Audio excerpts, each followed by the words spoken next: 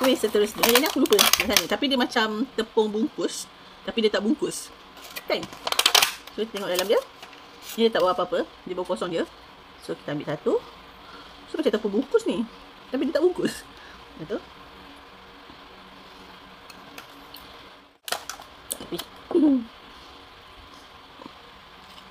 Oh, dalam dia ada.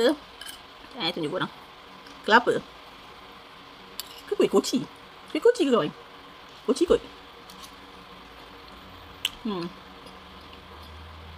Sedap. Tak manis. Dalam dia inti kelapa. Santan dia. Just nice. Dia tak masin sangat. Dia lemak-lemak macam tu. Sedap.